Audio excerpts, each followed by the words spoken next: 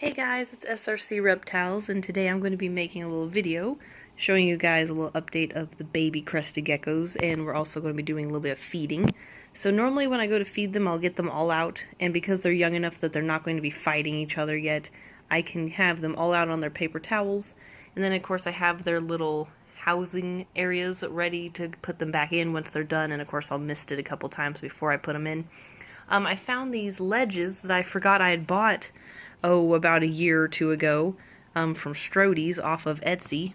And even though I don't care for the dish because it does not match at all, I love this ledge. Like the 3D printing in there, that is just beautiful.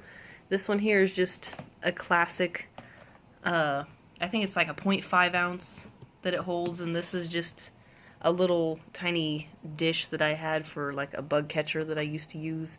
And then these are two of them, and one is pink and the other one is a purple. And they're a little spoon that you can put food in, but I of course have chose to put water. I should have gone and dug for them way back when the first two here hatched, because these two here, which this one's Little Rascal and this one here is Lark, this one is Peep, and then this one here is Serenity.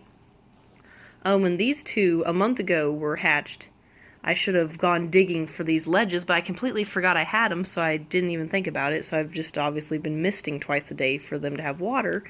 And now, if I forget and only mist once, which obviously I always mist at nighttime, then at least I won't feel as bad because they will have fresh water available. And because we're at small dishes, the water evaporates pretty quickly, so it's not going to be sitting for a long time. So this one here is Lark. Lark is looking to be either an extreme harlequin or tricolor. Just because saying possible tricolor for the future, just because of the fact that the father is a tricolor. And he does have some white spotting that is developing in the center of the laterals, as you can see on both sides. And then of course he has just pin dashing. And then this one here, which is the one of the ones I'm keeping, this one here is Little Rascal. Oh, when Little Rascal wants to hold still. Which is never, apparently. Okay, I switched hands. So you can see Little Rascal is definitely going to be an extreme, whether it be harlequin or tricolor. It's very noticeable that she has a ton of pattern.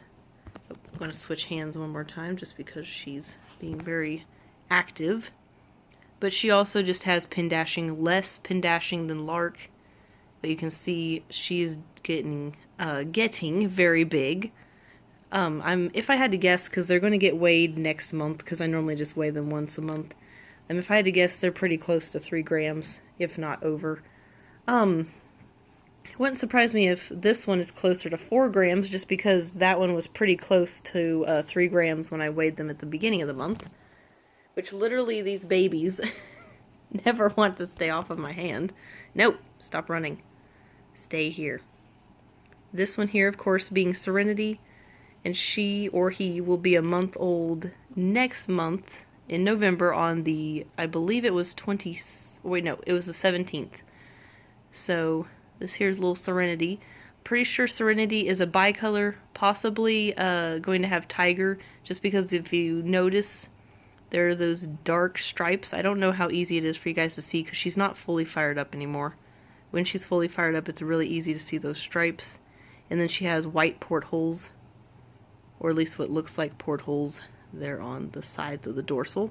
These two are literally like running away as we speak. And then this one over here, like I said, is Peep. I hate how the lighting changes so drastically when I just tap on the screen. So Peep is also fired down. And normally you can really see some pattern when Peep is fired up. But when they are fired down, it is almost impossible to see any patterning, and it's kind of crazy because it is just such a bland-looking baby when it's not fired up. But when Peep is fired up, they have a decent amount of patterning. Not really sure if it's enough to be considered a possible extreme, but definitely a harlequin when they're fired up. Okay, so anyway, we're going to go ahead and feed some of the babies.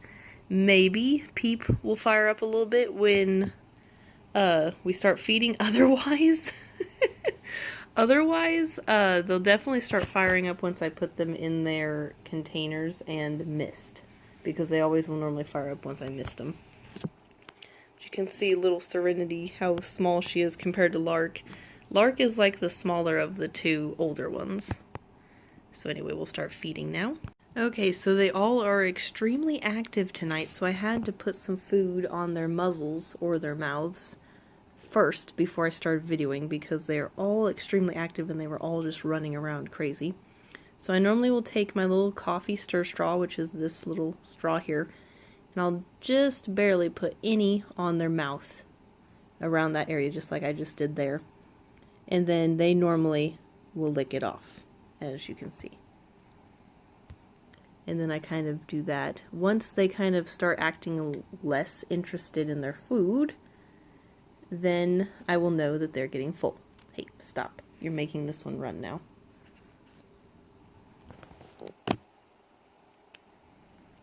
With babies, most of the time, oh, that was just boom right there.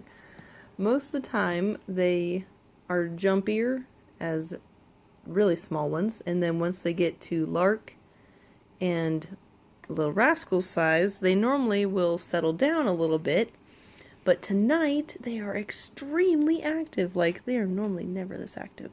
Hey, stay. Stay. We'll kind of get some close-ups of them eating because it's very cute.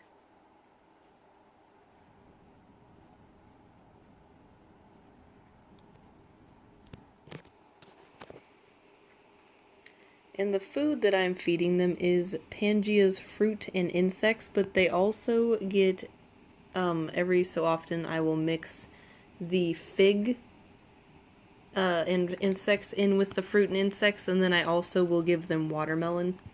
I'm wanting to try the papaya and, of course, the apricot and banana, which I used to feed my babies when, well, my 2-year-olds when they were babies, and they liked it.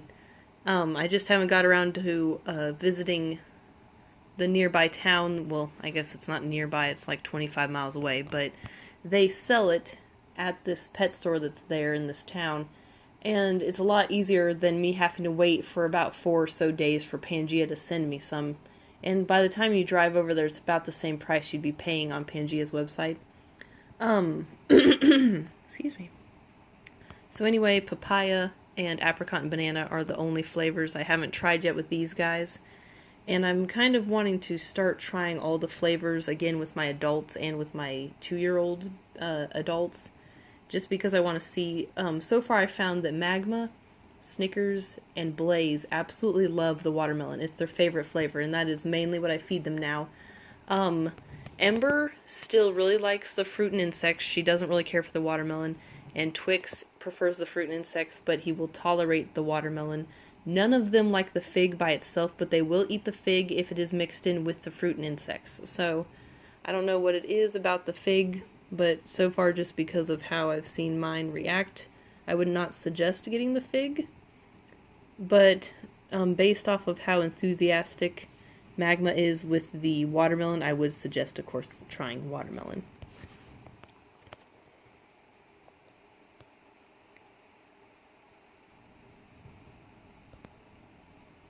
And you can see now the babies have kind of calmed more down now that they are being fed.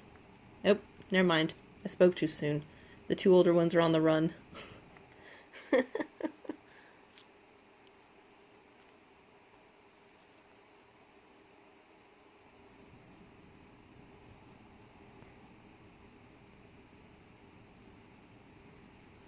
Oh, never mind. I don't want to put Lark over there because I don't want her or him to run over the smaller babies. Hey, stop. Hey. Eat your food.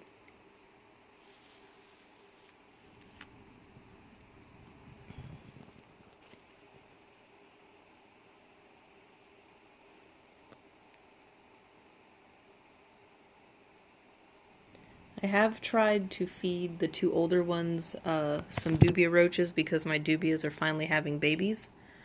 They haven't showed any interest in them yet because I normally will cut the baby dubias into smaller pieces because even though they are babies, they are still kind of a little too big for these guys. And I'm thinking Lark is pretty much done eating because she keeps running away. Do you mind? Come here. Normally, like I said, they aren't normally this active. Stop. Next month, around the 11th, I should say, these two will be getting upgraded into their next step of the tanks. Because I have 3 different sizes that they will go through different life stages. So yeah, I'm definitely thinking Lark is probably about full. They normally don't eat a whole lot. I'll normally make 1/8 of a teaspoon of food and they'll share that, and normally there'll be leftovers for the next day, and I'll just store it in the refrigerator in a Ziploc baggie. But normally when they start to either rub the food off of their face or they just stop eating it completely, which it could just be that I'm talking is making, you know, little Serenity nervous. But with these two, they're pretty used to me talking and stuff, so I'm going to say that Lark for sure is probably full because she or he has decided that they are going to rub their food on the paper towel. So I'm probably going to go ahead and put Lark up. We'll give them a little bit more food and we'll probably cut this part and then go to when I'm putting them up and see if they'll fire up for you when I mist their tanks. We'll give each of them a little bit more food, but they're probably all getting pretty full. Hey, where are you going?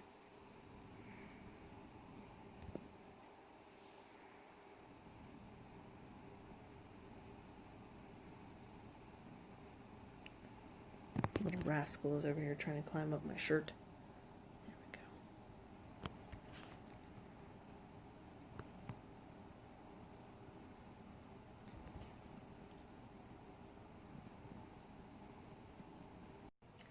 go. Okay, so I'll show you guys while the babies are finishing eating on their food, how I normally will mist the tanks. And of course I'm going to be putting fresh water in there. Oh, hold on. One of the babies is trying to escape. So, little rascal is this one. So we'll go ahead and just sit it in there. So, I'll normally do 2 sprays. And this is not fine, but like heavier on the mist side, just because of where it's so dry lately with running the heater. I've been doing a heavier mist. So normally I'll spray twice. Hey, you stay in your own tank. There we go. Oh, never mind. Lark is a frickin' rebel. Okay, so anyway, I'm pretty sure Serenity is the one with the purple. Yes. So we'll put Serenity on into her tank.